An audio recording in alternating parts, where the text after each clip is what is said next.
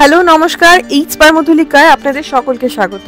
আজকে আমি শেয়ার করছি ইটস বাই মধুলিকা থেকে দুটো ভিন্ন স্বাদের বাঙালি ঘরানার রান্না, বাঙালি স্টাইলের চিকেন ভর্তা আর বাঙালি স্টাইলের বিয়েবাড়ির চিকেন রোস্ট। দুটোই কিন্তু খেতে অসাধারণ হয়, আপনারা কিন্তু অবশ্যই একবার ট্রাই করে দেখবেন। মাত্র 200 গ্রাম চিকেন দিয়ে বানানো ঝাল ঝাল এই চিকেন ভর্তাটা গরম ভাতের সাথে খেতে হয় এবং 3 জনের জন্য কিন্তু এটা যথেষ্ট।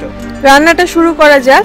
লাগছে 3টে পেঁয়াজ, 2.5টা পেঁয়াজ লাগবে অ্যাকচুয়ালি, মাঝারি সাইজের পেঁয়াজ দু রকম ভাবে লাগছে। একটা পেঁয়াজ আমি এরকম ভাবে রাফলি কেটে নেব, চপ করে নেব, টুকরো টুকরো করে কেটে নেব, আর 1.5 খানা পেঁয়াজ মোটা মোটা করে স্লাইস করে নেব।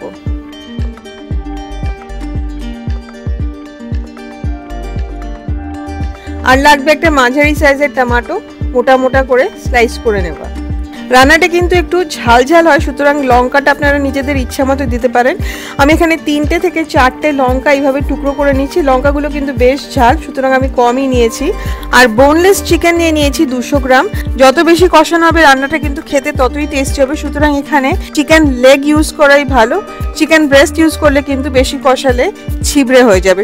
মাংসটা প্রথমে রান্না করে নেব, তার জন্য 1 টেবিল চামচ তেলে দিয়ে দেবো টুকরো করে কেটে রাখা পেঁয়াজ আর কাঁচা লঙ্কা।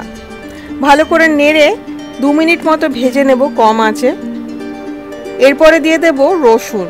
রসুনটা একটু পরে দেওয়া, যাতে রসুনটা খুব বেশি সিদ্ধ না হয়ে যায়। রসুনটা দিয়ে পেঁয়াজটা ভাজতে হবে যতক্ষণ না পেঁয়াজটা স্বচ্ছ হয়ে আসে, ট্রান্সলুসেন্ট হয়ে আসে। 1/4 চা চামচ হলুদ গুঁড়ো দিয়ে পেঁয়াজটাকে আরও 2 মিনিট মতো ভেজে নিতে হবে। তারপরে এর মধ্যে দিয়ে দিতে হবে টুকরো করে কেটে রাখা মাংসটা, বোনলেস মাংসটা। আমি কিন্তু এখন কোনো নুন দেব না, নুন দিলে কিন্তু মাংস থেকে জল বেরিয়ে যাবে, মাংসটা কিন্তু ছিবড়ে হয়ে যাবে। বেশি আঁচে মাংসটাকে 2 থেকে 3 মিনিট রান্না করে নিয়ে তারপরে উল্টে অন্য পিঠটাও রান্না করে নিতে হবে 3 মিনিট মতো। মুরগির রঙটা, মানে মুরগির মাংসের রঙটা যেই পাল্টে যাবে, মাংসগুলো যখন সিদ্ধ হয়ে যাবে একটুখানি, তখনই কিন্তু গ্যাসটা বন্ধ করে দিতে হবে, ফ্লেমটা বন্ধ করে দিতে হবে। এর বেশি কিন্তু আমরা এখন সিদ্ধ করব না, ঠান্ডা করে নিতে হবে আর তারপরে বেটে নিতে হবে একদম মিহি করে। পেঁয়াজ রসুন দিয়ে মুরগির মাংসটা ভেজে বেটে নেওয়া হচ্ছে যাতে মুরগির মাংসটা ছিবড়ে না হয়ে যায়। যদি শুধু মুরগির মাংসটা ভেজে বেটে নেওয়া হতো তাহলে কিন্তু এই রকম টেক্সচার আসতো না। মাংসটাকে বার করে নিচ্ছে একটা প্লেটের মধ্যে দেখানোর জন্য যে কিরকম বাটা হয়েছে। একদম মিহি করে কিন্তু এইভাবে বেটে নিতে হবে। এছাড়াও বেটে নিতে হবে মোটা মোটা করে স্লাইস করে রাখা পেঁয়াজ আর টমেটোটা একদম মিহি করে পেস্ট করে নিতে হবে। এইবারে যাওয়া যাক মূল রান্নাটায়। সর্ষে তেলে রান্নাটা হবে। তেলটা গরম হলে কালো জিরে ফোড়ন দিতে হবে। মাংস রান্নায় কালো জিরে ফোড়ন শুনতে অদ্ভুত লাগলেও রান্নার টেস্ট কিন্তু এই ফোড়নটা একদম পাল্টে দেবে। স্বাদ মতো নুন দিয়ে দিতে হবে যাতে মশলা দিলে এরপরে তেল না ছিটকায়। পেঁয়াজ টমেটো বাটাটা দিয়ে এক এক করে দিয়ে দেবো মশলা। হলুদ গুঁড়ো, জিরে গুঁড়ো 1 চা চামচ, ধনে গুঁড়ো 1 চা চামচ, শুকনো লঙ্কার গুঁড়ো 2 চা চামচ। এই রান্নাটা যত ঝাল হয় খেতে কিন্তু ততই ভালো লাগে।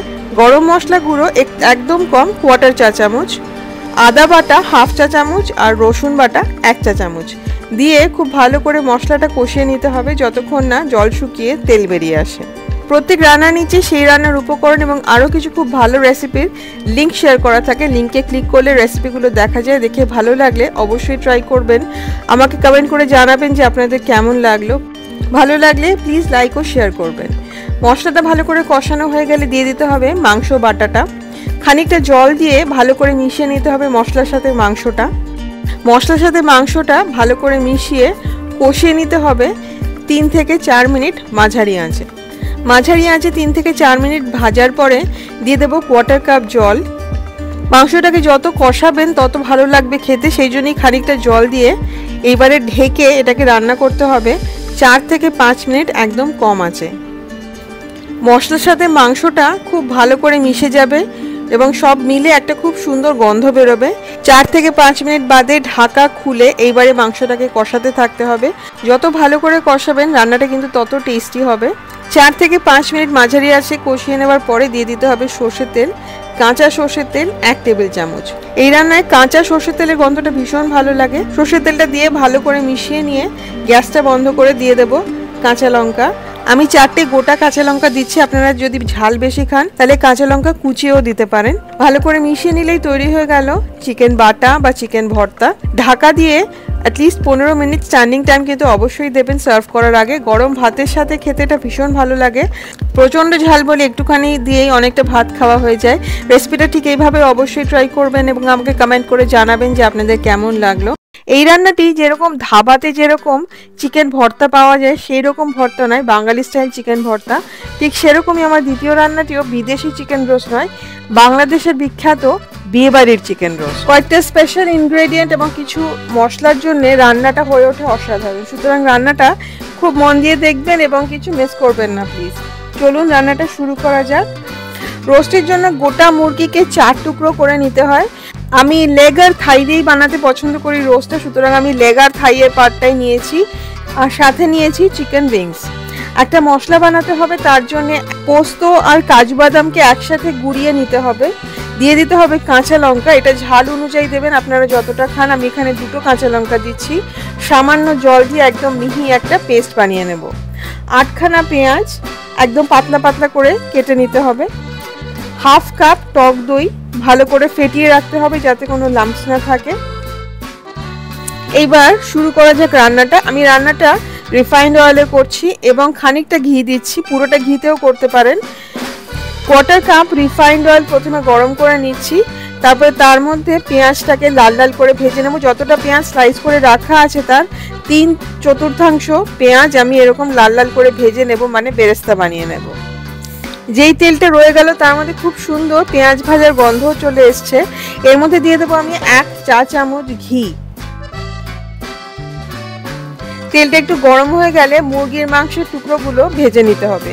হাই ফ্লেমে ভাজবো যাতে লাল লাল করে ভাজা হয় এবং বেশি নাড়বো না। একটা পিঠ ভাজা হয়ে গেলে উল্টে অন্য পিঠটা ভেজে নিতে হবে, ঠিক এরকম গোল্ডেন ব্রাউন ভাজা হবে। মাংসগুলো ভাজা হয়ে গেছে, এবার এক এক করে তুলে নিচ্ছি। তেলটা ঝরিয়ে রেখে দিতে হবে, আর কিন্তু তেল দেবো না, এর মধ্যেই পুরো রান্নাটা হবে। দিয়ে দেবো 2 থেকে 3টে তেজপাতা, 3টে এলাচ, আর বাকি যে পেঁয়াজটা আছে মানে 3/4 পেঁয়াজ তো আমরা দিয়েই দিয়েছি, 3/4 পেঁয়াজ আমরা ভেজে বেরেস্তা করে নিয়েছি। বাকিটা ভেজে নেব যতক্ষণ না লাল হতে শুরু হচ্ছে, মানে গোল্ডেন ব্রাউন হতে শুরু হচ্ছে। পেঁয়াজটা ভাজা ভাজা হয়ে গেলে দিয়ে দেবো 1 কাপ পেঁয়াজ বাটা।